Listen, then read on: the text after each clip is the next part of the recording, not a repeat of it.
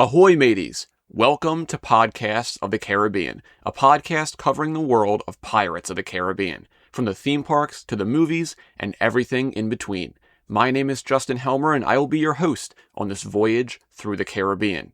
It'd be too late to alter course now, mateys. Welcome back to Podcasts of the Caribbean. This is episode 5, and in today's episode we are going to be starting The Dead Man's Chest, which is the second film in the Pirates franchise. Such a good movie. Oh my god, where do I start? So let's do some background info on the film like I did with The Curse of the Black Pearl. Pirates of the Caribbean Dead Man's Chest premiered at the Disneyland Resort in California on June 24th, 2006, and it opened to the public on July 7th, 2006. So obviously The Curse of the Black Pearl was a huge success for Disney. They were not expecting the movie to be successful at all, but because it was so successful, Disney ordered not one, but 2 sequels at the same time.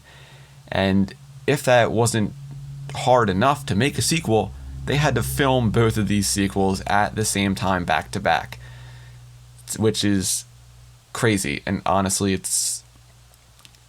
don't know how they did it. But they shot for 200 days. That is one of the longest shoots for a movie. Usually movie shoots are maybe 50, 60 days. If it's a larger movie, it's probably 80, 90 days, something like that. But this was 200 days for both of these movies. That is crazy. That's almost a whole year that these people had to sacrifice from their lives to make these movies. Which, I can't. It's crazy. So obviously, Gore Verbinski, the director, he came back for both of these. Jerry Bruckheimer, the producer, he came back for these. Ted Elliott and Terry Rossio, the writers from the first movie, came back for this film. Everyone came back. They got the whole crew back together. They got the whole cast back together. So that was one of the biggest pluses of this entire endeavor. And there was a lot of issues in pre-production for this. There is a behind-the-scenes feature on The Dead Man's Chest bonus features that is called Charting the Return, and it's about the pre-production of Dead Man's Chest and At World's End. More so Dead Man's Chest because it's on the Dead Man's Chest disc, but it's crazy to watch that because there are actually many times where they were honestly expecting the movie to be shut down, because they couldn't find a way to get these movies made without spending millions of dollars. There's a scene in that behind-the-scenes video that they are trying to cut as many costs as possible so they can get down to that budget, because if they don't, Disney's going to axe the movie. And it's serious. It's really crazy because Gore is talking about how, maybe tomorrow this movie won't even be a thing anymore. It'll just be gone. And it's crazy. If you're a big Pirates of the Caribbean fan, you're interested in the behind the scenes, go watch that. It's on YouTube. Just search up Charting the Return. It's a fantastic behind the scenes video, and I'll probably talk about it more in depth on a different episode, because we'll definitely go into production and behind the scenes stories. That'll be a lot of cool stuff to talk about. But these movies had a lot of time and money put into them, and I'm so thankful that they came out good. They came out fantastic. Dead Man's Chest is literally, it gets better than the first movie. At World's End gets better than Dead Man's Chest. I don't know how they did it. It was a miracle. Honestly, it was a miracle. But yeah, this was one of the biggest and most expensive movie shoots in history. And I don't think it's ever going to there's no movie that'll ever do something like this again. Gore Verbinski said many times that this was the end of an era for filmmaking on this scale, because this was a location movie.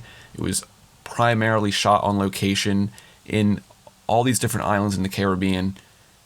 This was crazy expensive and one of the biggest movies ever shot. It's crazy to think about. But that's enough kind of background information on Dead Man's Chest. Let's get into the actual film itself. So I'm going to be doing something a little different this time. Last time I kind of just had notes and kind of a general script of the film, and I was kind of going through that. This time I'm going to have the movie playing in the background with the dialogue and everything, because I don't want to miss anything. I feel like one of the problems I had with the Curse of the Black Pearl episodes is I was trying to go off of memory way too much, and I would forget scenes that I would, oh wait, this scene happened before this scene, and this scene went after that scene. So I don't want to do that. I want to keep it all in order. I want to make sure I'm not missing anything. So with the movie playing, I can stop it, I can pause it, I can do all that, I can point out little things in the background, so I can actually get all of that. I won't miss anything, and it will probably be a better experience for everyone. So it's kind of, this will be sort of like a commentary on the movie, but I kind of just have it on to get a better gist of everything. Because, I mean, you know, you think you can recite these movies from memory when you've seen them so many times, but when you actually start talking about it, you're like, oh, wait, what happened here? I forget this line, or, you know. So having this here, I think, will help, so that I don't miss anything. So, yeah. Dead Man's Chest. The opening title, when that comes on the screen here, fantastic. One thing to note that I don't think a lot of people pick up on is you can hear a heartbeat in this opening sequence when the title comes on the screen. Honestly, one of the coolest openings to any movie ever. Honestly, I'm not joking. The ocean background and then the title, just Dead Man's Chest, comes on. Not like it, oh, it's so good. Like, oh my god. The heartbeat in the back also, you know, with the foreshadowing of the heart in this movie being such an important object, I just love that heartbeat in the background. Makes this so ominous. It's fantastic. But then we go into right over to Port Royal, and we have one of the best movie openings in cinematic history to me. We start off with Will and Elizabeth's wedding. So obviously, time has passed between Curse of the Black Pearl and Dead Man's Chest. It is 1 year that has passed. 1 year between the movies in universe. So of course, in real life, it was 3 years, but in universe, it's 1 year past. So Will and Elizabeth at this point have probably been in their relationship for a long enough time that they are both comfortable with actually getting married. But unfortunately, it doesn't go that way for them because someone shows up and ruins their day, which honestly, come on, you couldn't have waited. You could have at least have given them the day, get them married, then you can show up. Whatever. We'll get to him in a second. But I love the shot of Kira sitting in the rain with the wedding just ruined all around her. Fantastic shot. And as soon as we leave her, we go right over to a lot of soldiers coming into Port Royal on a bunch of ships, and we get the flash of the East India Trading Company flag, which of course is our big force in this movie. In the first movie, we had the Royal Navy, and they were kind of our British force in the film. In this film, we do have a bit of the Navy, but it's more so only the East India Trading Company, and they are very important in Dead Man's Chest and at World's End, because they are led by our new villain who will show up in just a little bit. But I love this montage of all the soldiers running through Port Royal, the ominous music with the East India Trading Company theme mixed in, the da-na-na-na-na-na-na, like, oh my god. It's such a fantastic opening, and we have these soldiers going in, breaking into Mr. Brown's blacksmith shop, and who works there? Well, Will Turner. They've come to arrest Will Turner for a reason that we'll get to in just a second, but they all show up with Will in irons at the site of the wedding, and Elizabeth and Will are both, you know, saddened this has happened on this day, you know, but Elizabeth is crying, but, you know, Will says, you know, you look beautiful, and I love them. Like, this is them in, like, their, like, prime of the relationship. Before anything goes wrong, this is them still, like, being so happy, and we don't get that after this movie. We don't get that, because we have a lot of sadness after this movie with them. But Elizabeth, you know, says, I think it's bad luck for the groom to see the bride before the wedding. And then we have the return of Governor Weatherby Swann, played by Jonathan Pryce. He's back for this movie, and he is outraged. He says, stand your men down at once. Do you hear me? And then the figure on the screen turns around, and this is none other than Lord Cutler Beckett, played by Tom Hollander. I will say right here, right now, at the beginning of this episode, Lord Beckett is the best Pirates of the Caribbean villain.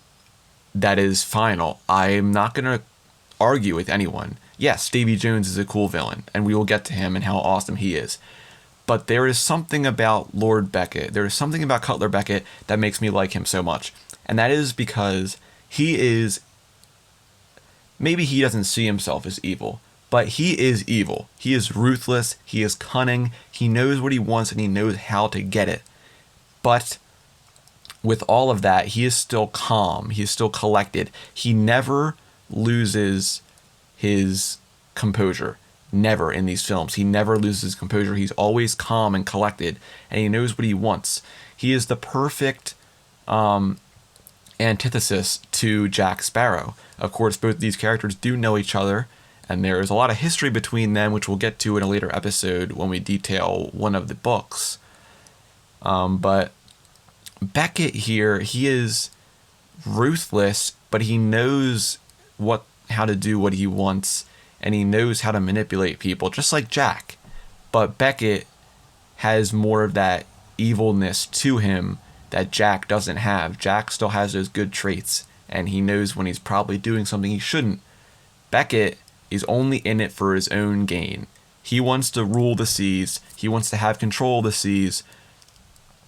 And we get more of this info, of course, in At World's End, so I won't go too much into it, but I'm just saying here, though, Beckett is the best villain in this franchise, and if you don't agree with me, I'm sorry, but I'm not changing my mind. You can argue all you want about Davy Jones being the best villain, and yes, he is the best. He's a fantastic villain, but he's second to Beckett. And one more thing I'll bring up before we move on is, since we have two villains in this film, it probably would be weird and hard to juggle both of these villains, so each one has their time to shine in each movie. So in Dead Man's Chest, Beckett is introduced first, but he is the secondary villain in this film. Davy Jones is the main villain in Dead Man's Chest. But then when we go to At World's End, Davy Jones takes a backseat, and Davy Jones then becomes the secondary villain, while Beckett becomes the main villain. Which I do really like, how they give each of these two guys their time to shine in either movie. I don't know if they really planned it like that, but that's kind of how it comes across. But I do like how they give each one's time to shine. But yeah, I will stop my rant on Cutler Beckett. I'm just saying he is a fantastic character, the best villain. Tom Hollander's performance, oh my god, like one of the best villains ever. One of my favorite villains, probably my favorite villain. But that's enough of Beckett. Let's go on. So, of course, Weatherby Swann knows Beckett. He says, Cutler Beckett, and then Beckett corrects him and says, it's Lord now, actually. And then Weatherby Swann says, Lord or not, you have no reason and no authority to arrest this man. And then Beckett says, in fact, I do. And then he calls on Ian Mercer. So Ian Mercer is our, I guess, third villain here. He's kind of just a henchman to Beckett. He's not a main villain. He's just a henchman. But I love this guy. This guy, he doesn't get a lot of screen time, but he's in both Dead Man's Chest and At World's End. But I think he is such a fantastic character, a great henchman to Beckett. He is ruthless. If Beckett is evil, Mercer is even eviler, and we'll see that later in this movie and in the next movie. Mercer will stop at nothing to do what Beckett tells him to, and that's what makes him and Beckett so formidable and so terrifying, to not just pirates, but to all the characters in these films. But I love Mercer. What a great character. But Mercer gives Beckett the warrant for the arrest of William Turner. So he gives it to Weatherby Swann, and Weatherby Swann kind of scoffs at Will, like, oh, I should have known. Like, of course, this blacksmith would get in trouble. But then he reads it, and then he says, this warrant's for Elizabeth Swann. And then Beckett has this great line where he's like, oh, is it? That's annoying. My mistake. Arrest her. So they then arrest Elizabeth, where she demands what charges they're being arrested for. And then Beckett finally pulls out, here's the one for William Turner. And then he also brings out one more warrant, and he says, I have another one for a Mr. James Norrington. Is he present? And then Governor Swann says, Commodore Norrington resigned his position here some months ago. So that is interesting. That is a little tidbit on Norrington that, you know, some people could obviously quickly brush over. It's one simple line. But what happened to Norrington? We'll find out later in this movie. But what happened to Norrington? Why did he resign? It's a very interesting question. It's placed at the very beginning of this movie, and we don't see him until like an hour later in this film. So it's very interesting as to what happened to him, but we'll get to that very soon in a few minutes. We'll kind of talk about what happened to Norrington and why he resigned. So after Governor Swann tells Beckett that Norrington resigned, I love this moment with Beckett, and he says, I don't believe that was the answer to the question I asked. But then Will says, Lord Beckett, in the category of questions not answered. And then Elizabeth chimes in and says, we are under the jurisdiction of the King's Governor of Port Royal, and you will tell us what we are charged with. So then Governor Swann reads out the charge. And he says, the charge is conspiring to set free a man convicted of crimes against the crown and empire and condemned to death, for which the... And then he pauses, and Beckett finishes for him, and he says, for which the punishment, regrettably, is also death. So this shocks both Will and Elizabeth, because they are now sentenced to death, which sucks. It sucks big time, especially on your wedding day. But Beckett walks up to them, and then he says, perhaps you remember a certain pirate named Jack Sparrow. And then both Will and Elizabeth correct him, and they both say, Captain. And then Elizabeth says, Captain Jack Sparrow. And then Beckett laughs, and he says, Captain Jack Sparrow. Yes, I thought you might. And then we go right over to the Black Pearl, where this is now a year later. The sails have been repaired. I forgot to really mention at the end of Curtis the Black Pearl, when the Pearl comes back to Port Royal to pick up Jack, the sails have been patched up and repaired. So they're no longer ripped and tattered, which is great. But we go over to the Black Pearl here, and we see Gibbs, Joshua Gibbs. He's back, and he is singing a very classic pirate sea shanty. He is singing a very fitting song for this movie, the Dead Man's Chest song, the 15 men on the dead man's chest, yo ho ho, and a bottle of rum. So, very interesting song. Also includes the dead man's chest. I wonder if this song is where they got the kind of the idea for the name of the dead man's chest. Not too sure. But very fitting he's singing this song. But he's on deck. It's nighttime. It's foggy. He's singing, having a good time, and he's about to drink his rum, and then he hears a loud chime in the distance. And then he looks over, and we see a bunch of crows and birds in the sky above the Pearl, and they're flying over to something nearby, which is a Turkish prison. A very scary and terrifying looking Turkish prison, if I might add. It is absolutely terrifying. Probably the scariest prison in the world. I mean, Alcatraz has nothing on this Turkish prison. Look at this prison and tell me this is not the scariest place in the world. This looks like an evil villain's castle. You know, it looks terrifying.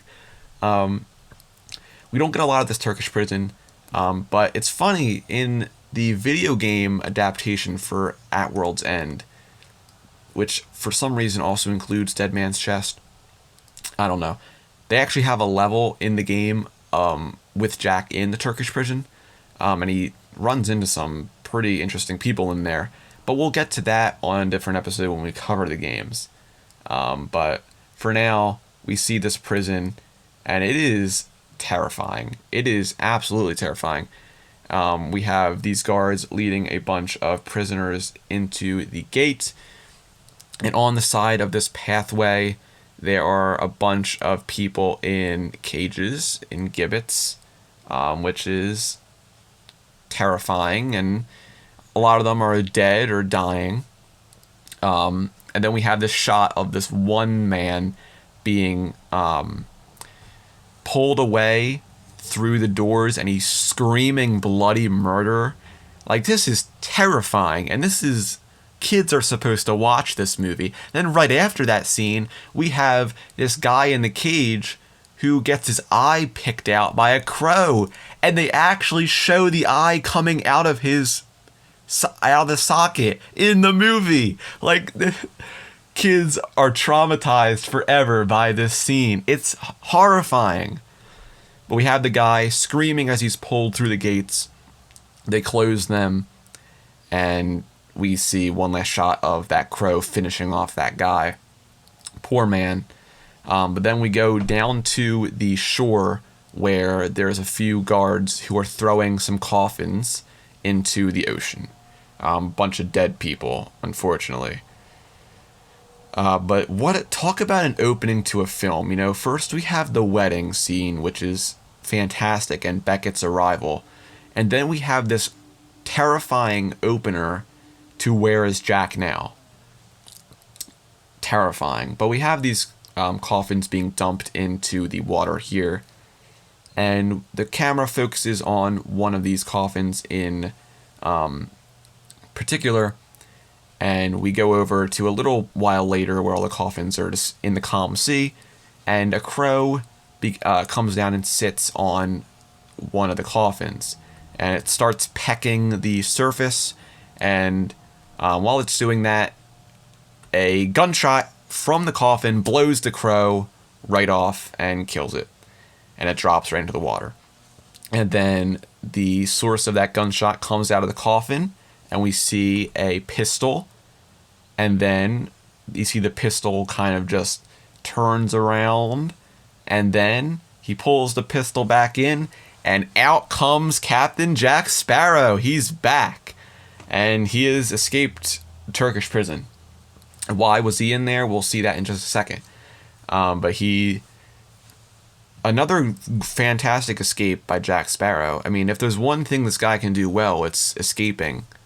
But he pulls his hat out, and then he says, "Sorry, mate." And then he grabs the skeleton from beneath him and pulls off his leg and uses the poor man's leg as a paddle. Which also makes me wonder how long these corpses were in these coffins, if they're already decomposed. Kind of weird.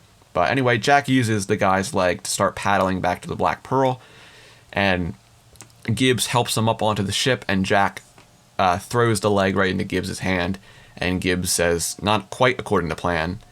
And then Jack says, "Complications ensued, were overcome." So Jack begins to walk away, and then we have Cotton as well, who reappears here with his parrot. And then, Gibbs follows Jack, and he says, "You got what you went in for then."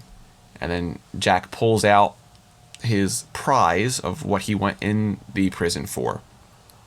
And as he's walking, he comes face to face with his crew. And this is not the crew that we know. This is not the motley crew from the first film.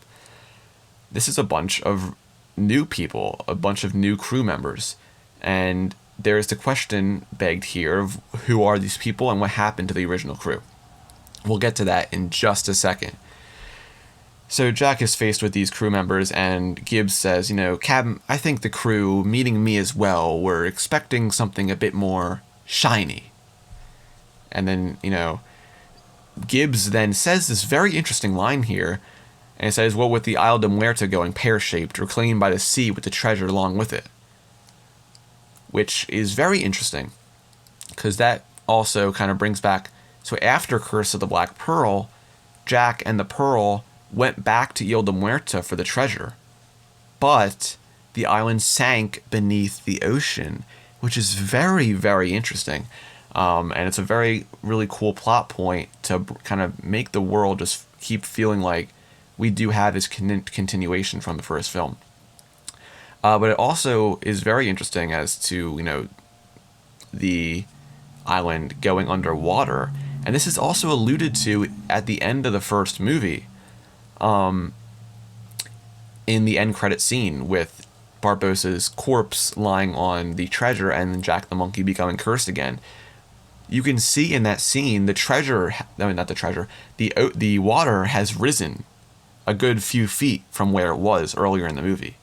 So you can see the water was up to Barbossa's feet, which is really interesting. So I wonder if, since the curse was broken, the water began to rise, and then the island would then sunk underwater, which is very interesting.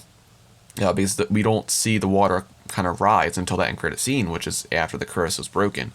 So very interesting idea and very interesting thing there about Isla de Muerta.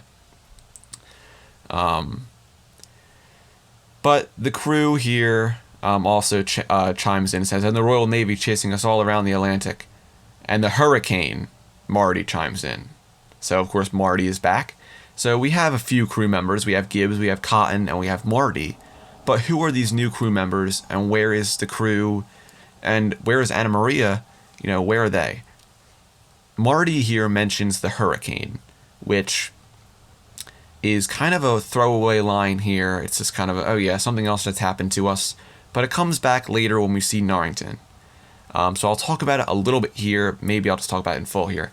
But the Hurricane is a very, very important event in the pirate mythos. The Hurricane was a hurricane, obviously, that hit the Pearl off of Tripoli while Norrington chased them. So, of course, at the end of the Curse of the Black Pearl, Norrington gave Jack 1 day's head start before he went to chase after him. So while Norrington was chasing him in the Dauntless, they ran into a hurricane off the coast of Tripoli. And for some reason, there's no known record of what happened with this hurricane. The only thing that really talks about this is a children's book. I'm not joking. There's only one real record of what exactly happened with this storm, and that is a children's book called A Storm at Sea. Now, I don't have this book, but I just bought it from Amazon earlier today, so once it arrives, I'm going to read it. Obviously, it's a kid's book, but I wonder if it'll really give me some insight on what actually happened here. Because I was checking the wiki and everything, and there isn't a good breakdown of the plot of the book, unfortunately. Which kind of happened with a lot of this Pirates media, with comics and these books. They were kind of lost. And a lot of it is lost, but I have been spending a lot of time trying to find as much of this as I can for you guys. I found a lot, almost 2/3 of the comics that were published in the Disney Adventures magazines, that I'll be sharing with you guys on a later episode. But I wanted to kind of make sure I got all this stuff, because also it was new to me. I hadn't seen a lot of these comics. I hadn't seen a lot of these books, because it's been 15 years since these things came out. Especially with these magazines, they're hard to find. You have to track these issues down, see if the comics are even still in there. I found a master list, thankfully, of these comics, and I was able to find a good amount. Unfortunately, there are still a lot that are lost that I haven't found, that I might not even find ever, which does suck because the titles sound really interesting. But I did order this book, A Storm at Sea.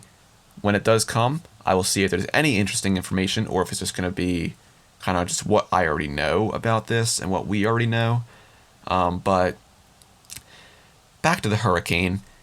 Norrington made the choice to follow Jack through this hurricane. Now, Jack knew the Pearl would survive because it was the Black Pearl. The Black Pearl is the fastest ship in the Caribbean. He knew the Black Pearl would survive this hurricane, so he had no issue going into it. Norrington, on the other hand, of course, he had the Dauntless, and there is no way a ship of that size would get through a storm like this. And Jack didn't expect Norrington to sail through it, which is alluded to later when Norrington shows up and Gibbs says, Lord, you didn't try to sail through it. Because Jack wasn't expecting that. He was expecting to go through the hurricane. Norrington won't be able to follow me. But Norrington made the choice to follow him into the hurricane.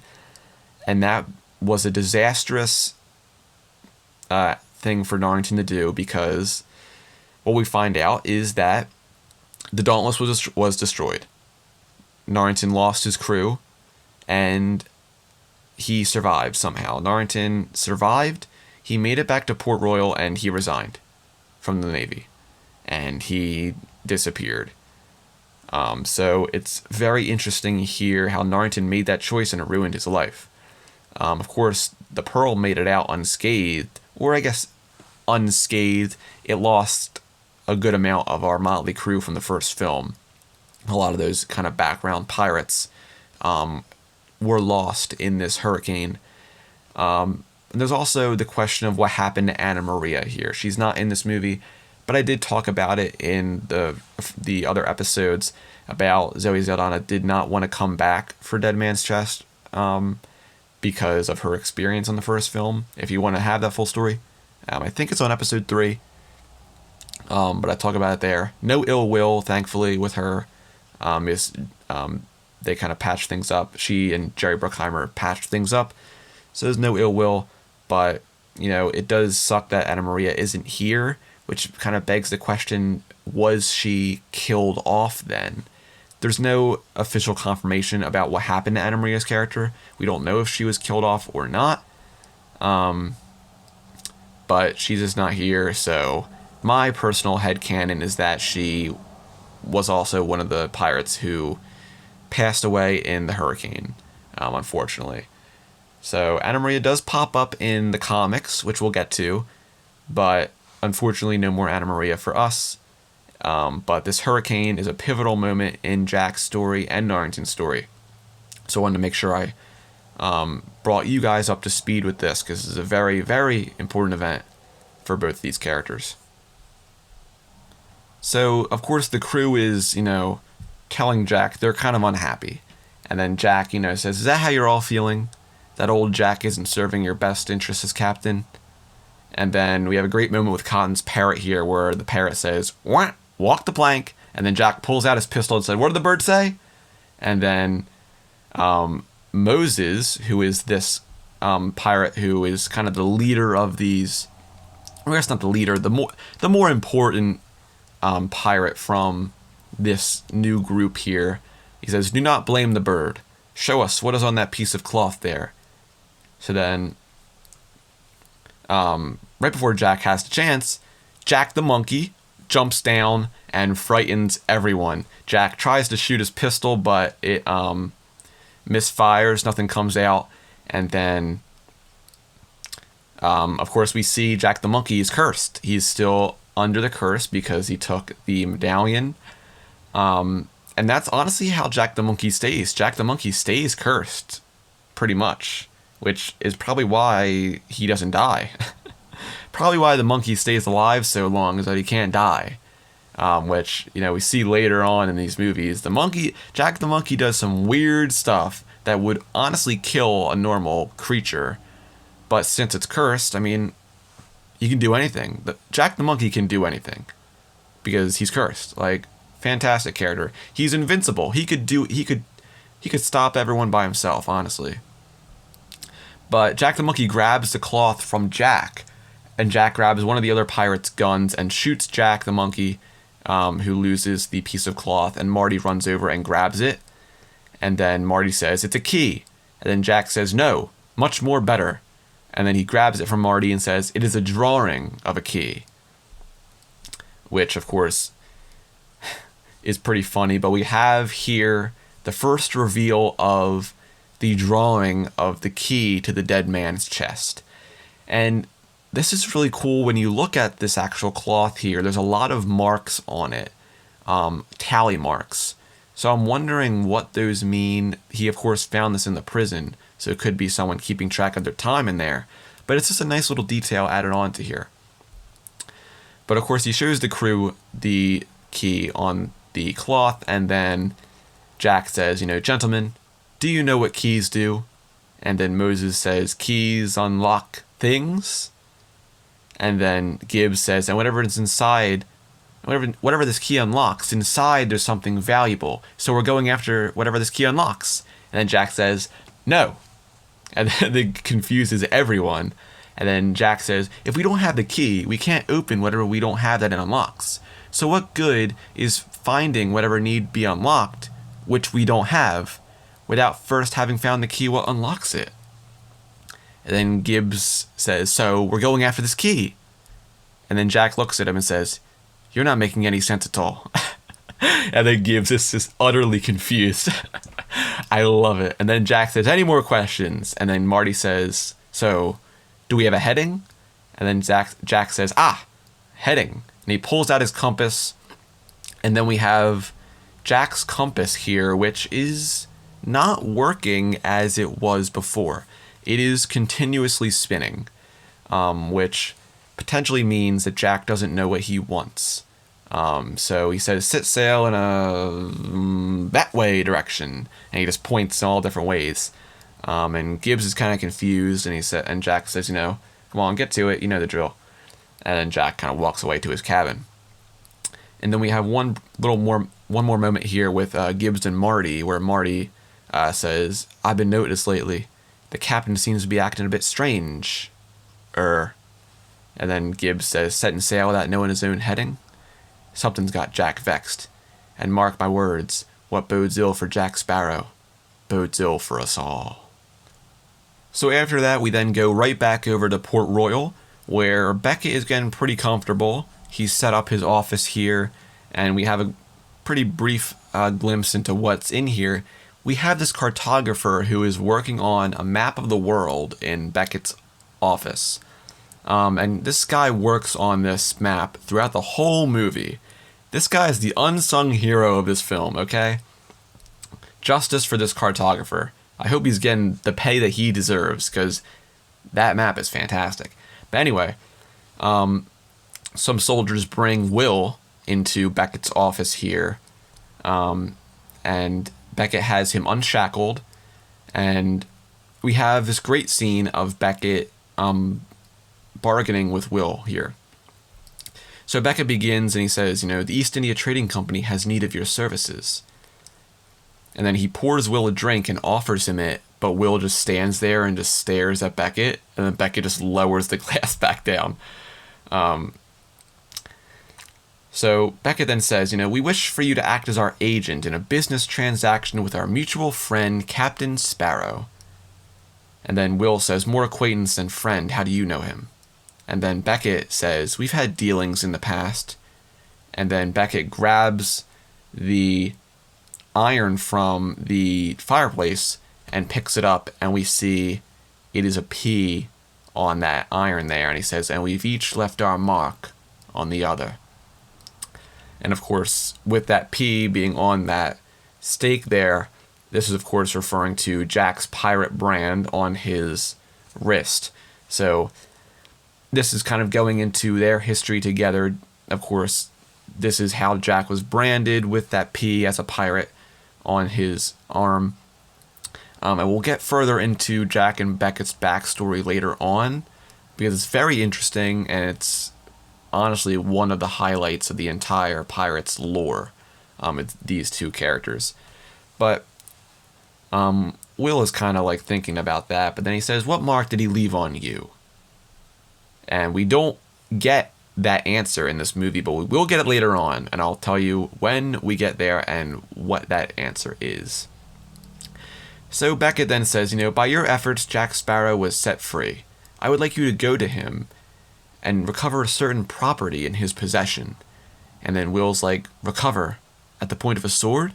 And then Beckett says, bargain. And Beckett goes over and grabs the letters of marque. And he shows him the will, and he says, you will offer what amounts to a full pardon. Jack will be free, a privateer in the employ of England. And then Will says, somehow I doubt Jack will consider employment the same as being free. And then Beckett kind of scoffs and says, freedom.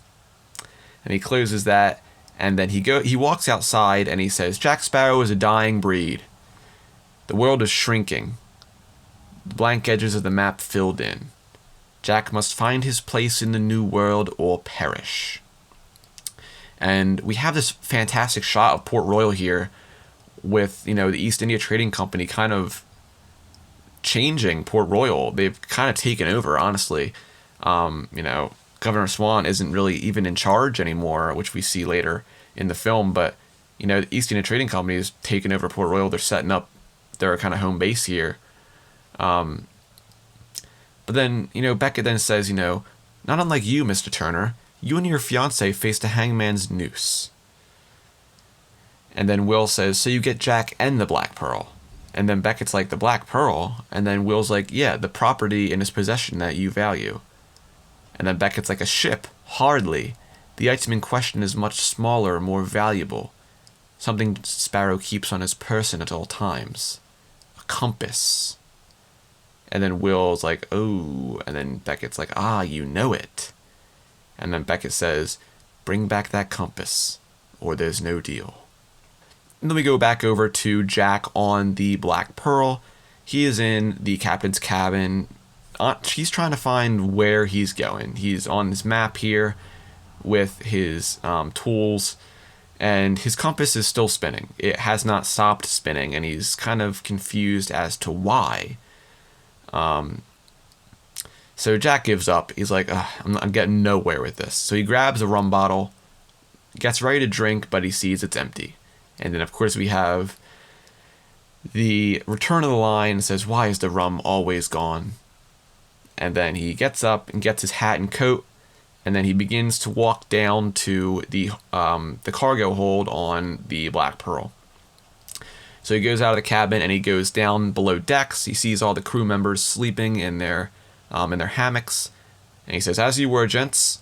And then he walks down another set of stairs, and listen, I don't know what it is, but for 16 years, the sound or the music that plays as Jack walks down this set of stairs is so satisfying. I don't know. I hope if anyone else finds it satisfying, please let me know. Because for 16 years, that when he walks down the stairs, so satisfying. Honestly, I don't know what it is.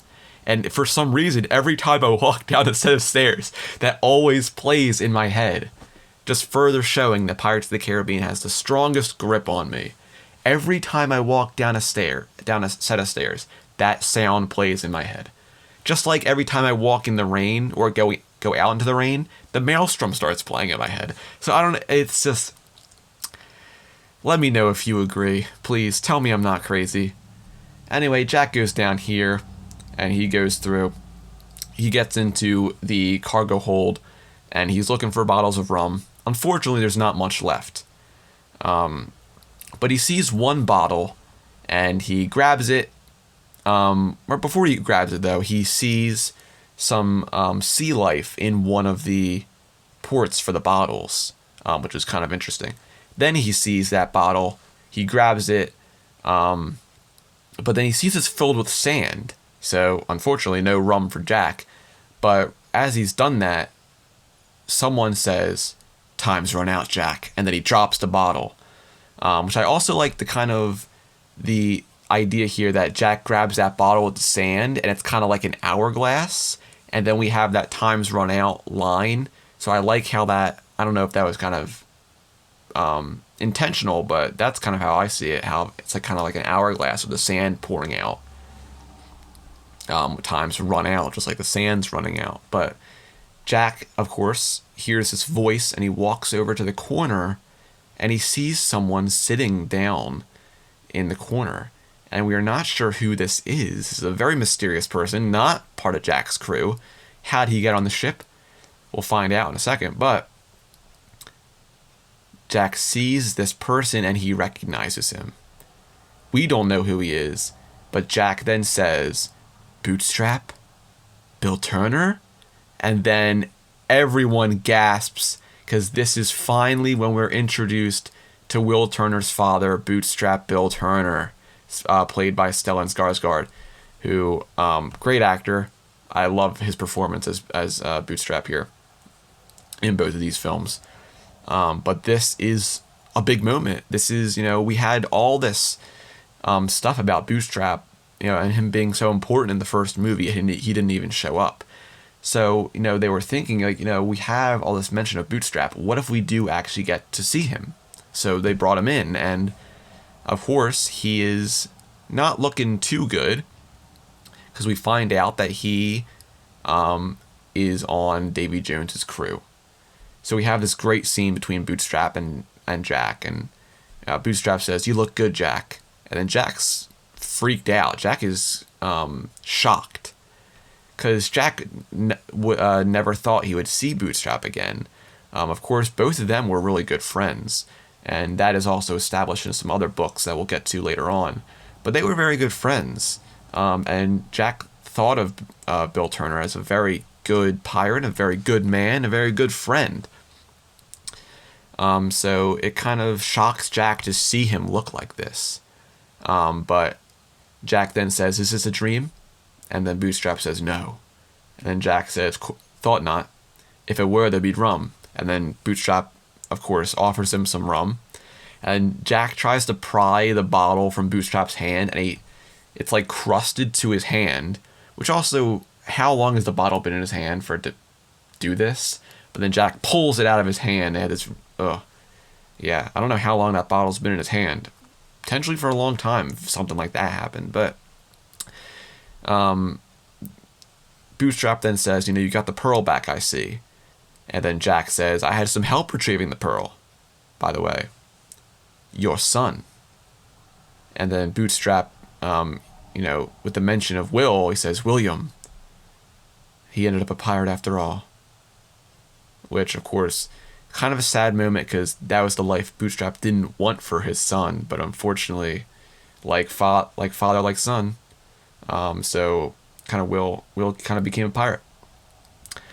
But Jack says, "And what do I owe the pleasure of a carbuncle?"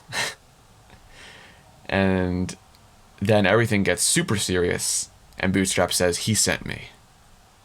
And then Jack is a little confused, but Jack knows who he's talking about. And then Bootstrap says, "Davy Jones." And then Jack is like, "Ah, so it's you then. He shanghaied you into service, eh?" And then Bootstrap says, "I chose it." And then we have from Bootstrap's perspective, what happened to him after the mutiny. So this is very interesting. So Bootstrap says, "I'm sorry for the part I played in the mutiny against you, Jack. I stood up for you. Everything went wrong after that. They strapped me to a cannon. I ended up on the bottom of the ocean, the weight of the water crushing down on me. Unable to move, unable to die, Jack." And when Bootstrap is telling Jack this story, like, we had this shot of Jack looking so saddened, and Jack looking so remorseful for what happened. And it wasn't even Jack's fault that Bootstrap ended up like this, but Jack, you can see in Jack's expression here, he is so sorry for Bootstrap, and he feels so bad, and he feels responsible for this. But Bootstrap continues, and he said, "And I thought that even the tiniest hope of escaping this fate, I would take it." Of course, I forgot to mention, the reason Bootstrap wouldn't die is, a normal person would die by drowning. The reason Bootstrap didn't die is because of the curse being a thing. And that's why he was stuck at the bottom of the ocean, and he couldn't die because of the curse keeping him alive. Which is very sad. Honestly, really, really sad. But that's why he ended up with Davy Jones's crew. When the Flying Dutchman showed up, Bootstrap Bill's like, "Get me out of here, I'll do anything." So he ended up on the Flying Dutchman as part of Jones's crew. And then Jack says, "It's funny what a man will do to forestall his final judgment." And then Bootstrap, comes up to him and says, "You made a deal with him too, Jack. He raised a pearl from the depths for you. 13 years you've been her captain." And then this is also something that's interesting as well. Why was the pearl raised from the depths? This is something also in a book. I know all this stuff is in books, but it's not in the movie. We'll get to it when we get to these books, but if you're curious right now, the Black Pearl was sunk. It was originally known as the Wicked Wench, which we'll get to all the way in Pirates 5. It was originally known as the Wicked Wench. And now this is kind of where it gets a little confusing, as I'm not too sure if this is true or not. But a lot of this factors into the story between Jack and Beckett, so I don't want to give too much of that away. Anyway, I'll just say the Black Pearl was sunk, or the Wicked Wench was sunk, and Jack made a deal with Davy Jones to bring the pearl from the depths for 13 years. At the end of that 13 years, Jack would then become part of the Dutchman's crew for 100 years. And, at the time, Jack thought it was a great idea to get his ship back. So the pearl was then risen from the depths. And the reason it was renamed the Black Pearl is because of the way it sunk. It was actually burned. Someone had it burned and it sunk. I won't say who that someone is, but it's very obvious to know. If you know some of the pirates' history, you'll know who that is. But the ship was sunk, it was burnt and sunk, and when it was risen back up, it was completely black because it was charred from the flames, giving it the name, the Black Pearl. So that's kind of the origin of the actual Black Pearl, and the deal that Jack made with Davy Jones. So Bootstrap says, Jack, you won't be able to talk yourself out of this. The terms that applied to me apply to you as well. One soul, bound to crew 100 years upon a ship. And then Jack says, the Flying Dutchman already has a captain. And then Bootstrap says, well, then it's the locker for you. We have this great moment where Bootstrap says, Jones's terrible Leviathan will find you and drag you down and drag the pearl back to the depths and you along with it. And then Jack is like, any idea when Jones might release said terrible beastie? And then Bootstrap's like, I already told you, Jack. Time's up. And then he grabs Jack's hand, and then he says, he comes now, drawn with ravenous hunger, to the man what bears the black spot. And then we have the black spot materialize on Jack's hand as Bootstrap disappears into the wall of the pearl, showing how the Dutchman crew gets around. They can literally just appear out of nowhere. Honestly, they can just go through walls.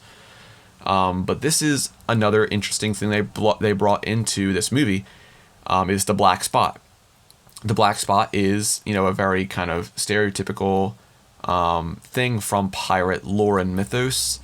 Pirates would give others the black spot, and then they would maroon them. That's kind of what the black spot was.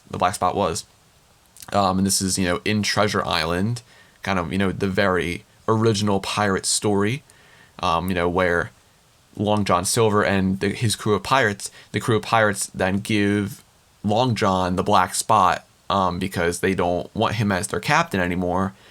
And then if you've seen Treasure Island, or if you've read Treasure Island, they put the black spot on a page of the Bible where Long John Silver gets very angry about that. But maybe we'll cover Treasure Island and some other pirate stuff on the podcast, but Pirates of the Caribbean, of course, mainly first.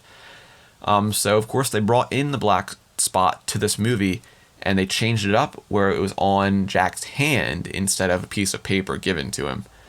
And this black spot is something that it's kind of like a tracker on Jack Sparrow, where the Leviathan of Davy Jones, known as the Kraken, can sense that black spot and can follow Jack.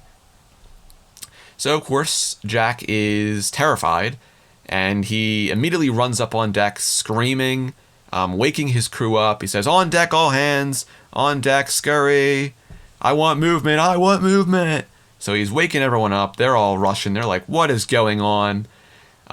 Jack gets on deck. He grabs a piece of cloth from one of his crew members and wraps it around his hand. And then Gibbs is like, do we have a heading? And then Jack's like, land. And then he just runs away again, and Gibbs follows him.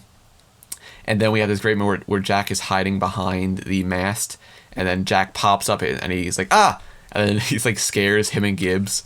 And then Gibbs is like, which port? And Jack's like, didn't say port. I said land. Any land. And then right in this moment, Jack the monkey returns and grabs Jack's hat right off his head. So the monkey then throws Jack's hat into the water, and Gibbs and the crew are like, Jack's hat, bring her about. And Jack's like, no, no, no, leave it. Run. And then Jack runs away. So obviously something is very wrong. And also shows how dedicated the crew is to Jack, that they would literally turn the entire Black Pearl around just to get his hat from the water. But anyway, Gibbs is like, back to the stations, the lot of you. And then Gibbs goes over to Jack, who is hiding behind the stairwell next to the captain's cabin. He's just standing there, which is so funny. And then Gibbs is like, Jack? And then Jack's like, shh. And then Gibbs is like, for the love of mother and child, Jack, what's coming after us? And then Jack's like, nothing. Which is very ominous. And then we have a shot of the hat in the water as the Pearl sails away. And then it morphs into a shot where it's now the next morning. The hat is still in the water and it's going toward a fishing boat. I love that shot there of how it kind of transitions. But these fishermen, these three fishermen, they are not English. They pick up this hat in the water. They're actually speaking Turkish. So they pick up this hat and then they're all playing around with it. They're like, yeah, I'm the captain and everything. And they're all having fun with it. And after they're having fun, there is a kind of a swell from the bottom, from under the ship. And then we have this shot of something massive beneath the waves going toward this fishing boat. And this, of course, this creature rocks the boat very tremendously, which scares these guys. And they are like convinced that the hat is cursed. So the one guy gives it back to the original guy who pulled it up from the water. He's like, I don't want it, it's cursed. And then they're all freaking out, and then there's some creaking sounds and all these sounds, and they're all freaking out, and then we have this music here, ominous music, and then we cut out to a distance shot of the boat, and out of nowhere, the entire boat is just pulled beneath the waves in a very, very quick motion, which shows this is what is tracking Jack. This is the creature that Jack is scared of. It can literally drag a ship down like that, which is pretty scary. But yeah, and then after this, we go back to Port Royal once again. So we're back in Port Royal, and it's Will Turner and Governor Swann going down to the prison. And the one guard there is like, you can't be here. And then Governor Swann's like, I think you'll find he can. So Will runs over to Elizabeth, who is in prison, of course. And that one guard says, Mr. Swann. And then Governor Swann's like, Governor Swann still? Do you think I wear this wig to keep my head warm? So, of course, that's showing that, he's not in charge anymore. It's Beckett who's in charge. Because they're not even calling him Governor Swann anymore. So they have that moment, and then Will and Elizabeth are talking through the bars. And Elizabeth's like, Jack's compass. What does Beckett want with that? And then Will's like, does it matter? I'm to find Jack and convince him to return to Port Royal. In exchange, the charges against us will be dropped. And after Will says this, Governor Swann's like, no, we must find our own avenue to secure your freedom. And then Will's like, is that a lack of faith in Jack or in me?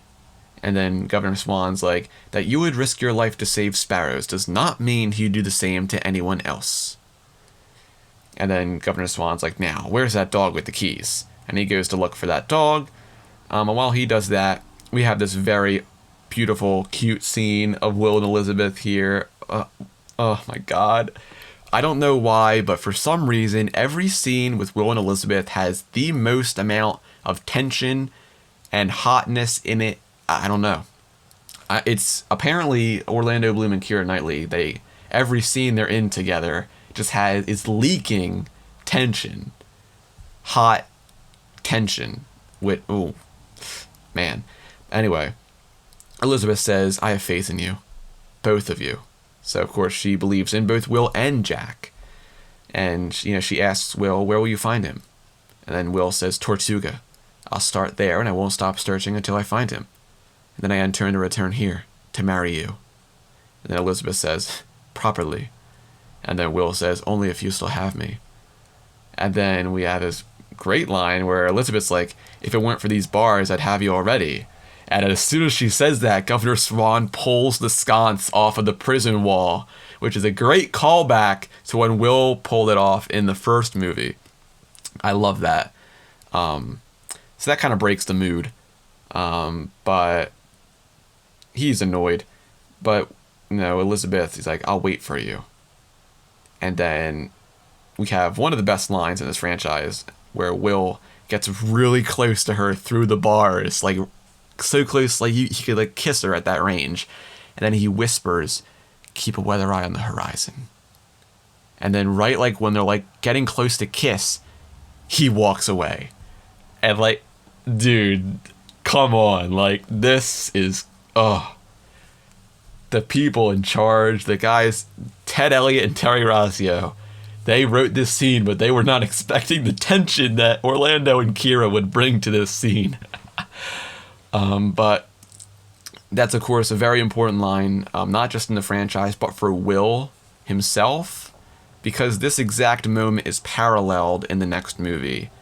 And I won't bring it up yet, because it'll make me cry. But Will then leaves the prison, and he's going to search for Jack. So we have this great montage here of Will going around to different places, asking about Jack Sparrow. So he first asks this fisherman who's like, Captain Jack Sparrow, owes me 4 doubloons. Heard he was dead. And then we go over to a fisherman who says Jack was in Singapore. That's what I heard. Drunk with a smile on his face. Sure as a tide, Jack Sparrow turned up in Singapore. And then we go over to our next person, who is Giselle and Scarlett, returning for this film from the first movie. So Will's over in Tortuga now. So Giselle's like, Jack Sparrow! And then Scarlett's like, I haven't seen him in a month. And then Giselle's like, when you find him, will you give him a message? And then Giselle slaps Will. So we have that great callback to the first movie. And then we have our last person Will asks here, who is another fisherman. And he says, cannot say about Jack Sparrow, but there's an island just south of the straits where we trade for spice for delicious long pork. Cannot say about Jack, but you'll find a ship there. A ship with black sails. And this is also something interesting. When he refers to long pork here, he is not talking about pork. Long pork actually refers to human flesh, which is kind of freaky that these guys are trading for human flesh, but I'm not going to question them. But this, of course, alludes to where Jack and the Pearl are. They are on an island that is a little odd. And we'll get to that island in the next episode. So, it has been, as I'm recording this, we're 65 minutes in. That's before editing and anything else. 65 minutes in. And we are only 21 minutes into the movie. Oh my god. Oh, okay. So, of course, I mean, this episode is really long because there's a lot of stuff we have to kind of recap and bring up to speed for this movie starting here. But next week we'll continue with the Dead Man's Chest, and we'll find out where Jack has brought the Pearl and the crew, and why that was probably the worst island he could have chose. Out of any island, probably not the best one. And Will is now about to reach that island, ready to search for Jack to get that compass to free Elizabeth, and we'll get to that in the next episode. So, that's it for this week. Next week we'll pick up right where we left off. If you've enjoyed this episode, I thank you for listening. If you are really enjoying this podcast, please give it a review or a rating on Spotify, Apple Podcasts, wherever you're listening. So far, it's pretty much just Spotify. No one's really listening on any other platforms. But if you are on those other platforms, feel free to give a review, give a rating. If you're enjoying the podcast, that's very, very generous of you if you are doing that. But that'll do it for this episode. I'll see you next time for the continuation of Dead Man's Chest.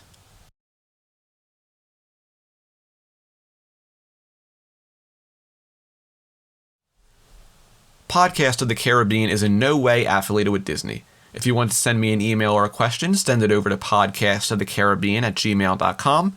You can also follow this podcast on Twitter @podcastpotc, and you can also follow us on Instagram @podcastofthecaribbean. Over on those platforms, I post some fun content, some extra trivia that I don't cover in the podcast. So make sure to go check out those pages, give them a follow if you're enjoying the podcast. And as always, be sure to keep a weather eye on the horizon, and always remember, dead men tell no tales.